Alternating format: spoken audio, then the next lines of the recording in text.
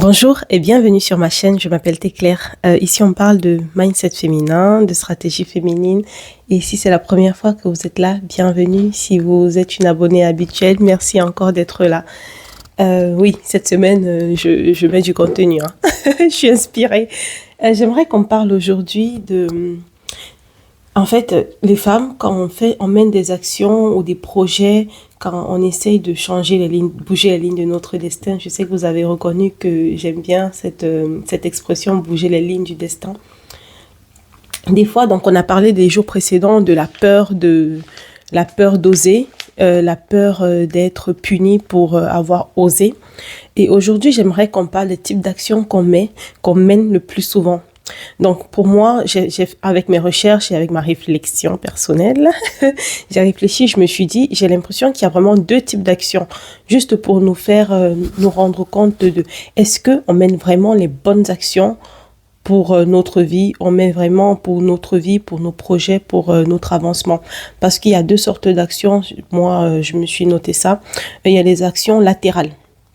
Des actions latérales, c'est un peu des actions où on reste dans notre zone de confort.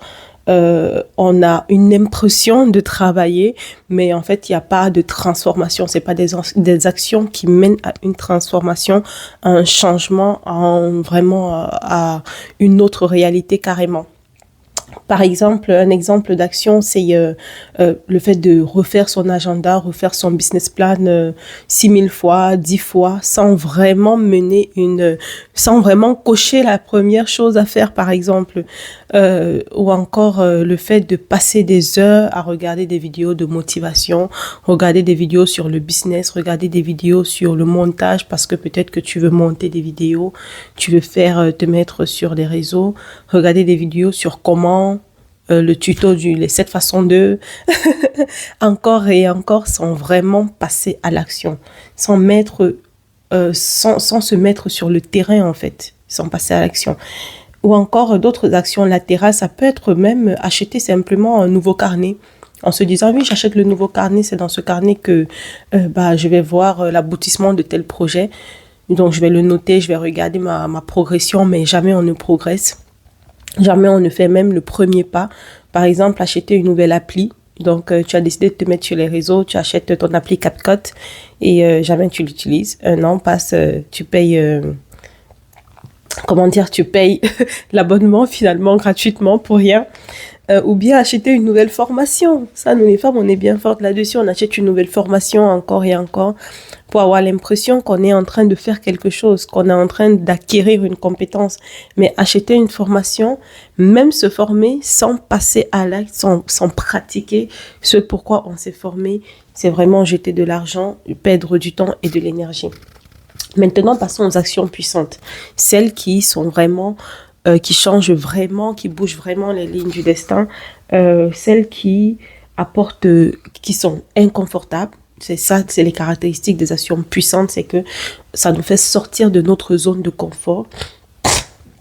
Pardon.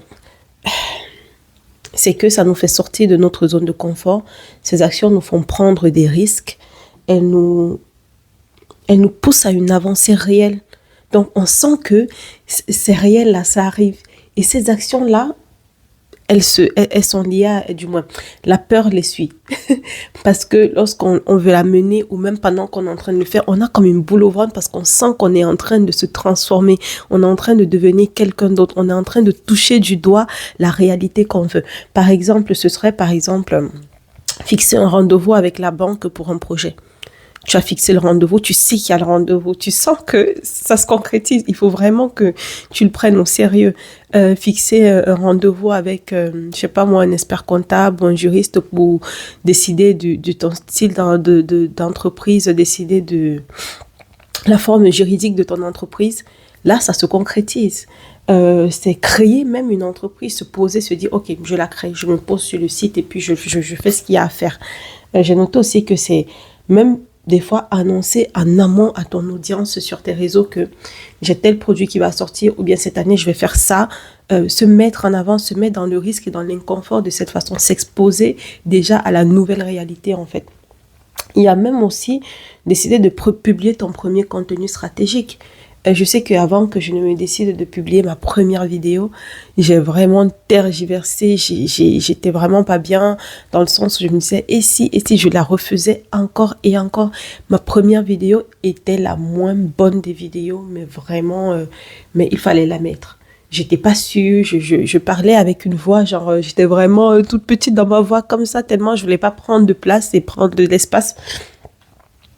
Mais finalement, je l'ai publié comme ça parce que le but, ce n'est pas d'être parfaite. On va être parfaite à 99 ans. On travaille à être parfaite tous les jours. Donc, tu commences dans l'imperfection, c'est pas grave. Tu le fais comme ça. Et tu apprendras sur le tas dans le temps. Une autre action vraiment puissante et forte, c'est de couper.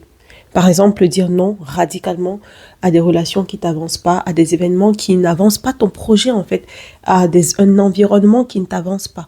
Bouger ton environnement. Je vais vous donner un exemple. C'est par exemple l'endroit où je fais cette vidéo. C'est un espace de chez moi qui est dédié à faire des vidéos.